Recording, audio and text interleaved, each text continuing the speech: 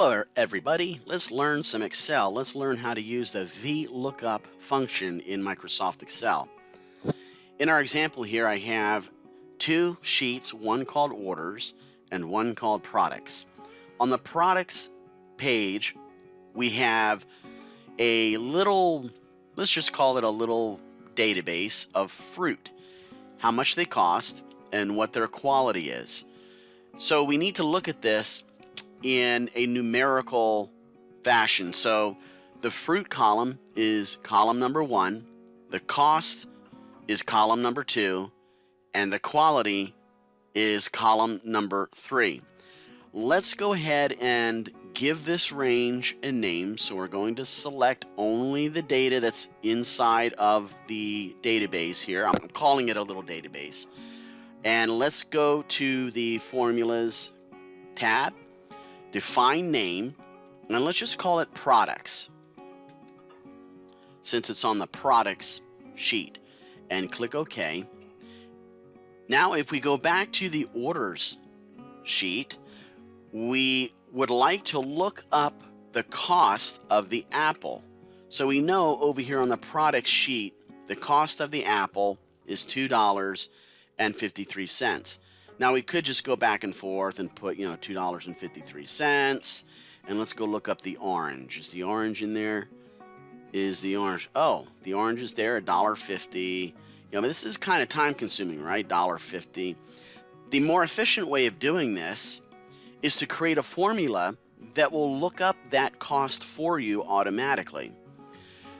So we're going to create the VLOOKUP in the cost column on the orders tab for each of the fruit that is listed here in the fruit column. So let's do this. I'm going to show you a shortcut.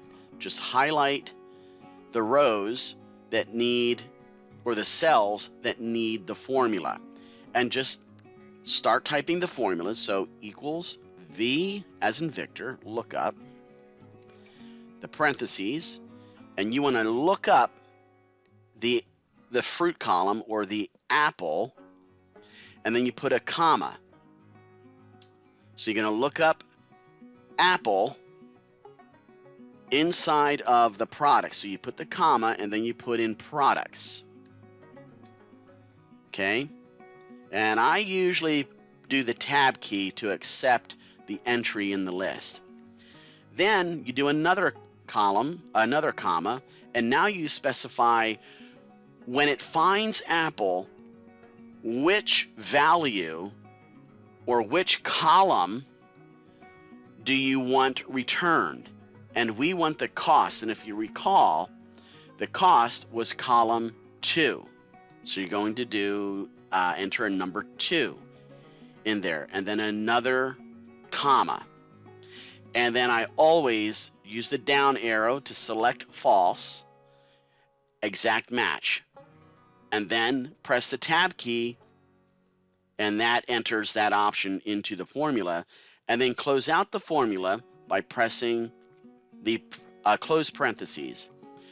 Now, because you have selected multiple cells, the idea behind this little trick or tip is you're going to do the control key, hold down the control key, and then press the enter key. And that populates all of the cells that you had selected with the formula that you've created. That way you don't have to create the formula first, press enter, then copy it, then paste it. So it's a little shortcut, right? So we're going to change the format of the column. So I select the column, and I'm going to go back to the home page, and I'll just do real simple $, right? And now we can take the total column, and we can again highlight. I'm doing shift down arrow to select multiple cells within a range, and I just kind of tap down. You can do this or do up, and then I'm going to start creating a new formula, equals the cost times, that's the star there, everybody knows how to use the multiplication key, this times the asterisk, and then the quantity. And we're going to do control enter, And there we have the grand total of the fruit based on the quantity times the cost of the fruit that was found over here on the products tab. Okay, and then the quality. So we're going to set the quality now, right? So we're going to go, again, the equals, and then we're going to go VLOOKUP, open parentheses, and we're going to look up, and here's how I'm going to, here's how I do it in my brain when I do these VLOOKUPs. I'm going to look up the apple in products, and I want to return column 3 because that's the quality column in that little database over there on the products page. And then I say, comma, it must match. And then close the parentheses to close the formula, and then I press enter or control enter. So you realize, you notice that these cells did not populate. The reason why they didn't is because I didn't have them all selected when I created the formula. So in that case, I just copy and then shift down, down, down, and then I paste. And there is the quality of the fruit. And of course, we can do commission, right? So let's highlight all of these, and they're going to get 10% of the total for each of the fruit that they sold. So I'm going to go equals, and then this here, so the total times 0.10. And let's see if that works. There we go. So Mary Jane is going to get $1.27, and John Smith is going to get 60 cents, and Harry Dillon is going to get $3.92, and so forth. So that I kind of extended beyond just the VLOOKUP.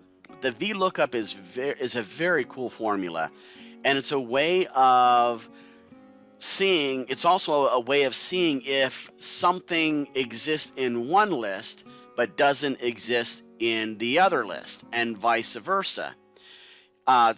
So I use it all the time with my job, and I love it. It's just a really neat little feature. So one more thing I wanted to show you here, just as a little tip for Microsoft Excel. A lot of times we want to sort the column by, for example, the quantity. And the way we would do that is we would just highlight the rows like this. Then we would go up to data, and we would click on the filter button. And then we would go to the quantity, and we could click on that column, and then we could sort largest to smallest. So we can see, kind of who ranks up there. It's kind of used for ranking, right? Or just for regular sorting. But what I want to show you is a little shortcut. And sometimes we don't realize these shortcuts are available until we stop and we take a look. So I'm going to disable this again. I'm going to turn that off.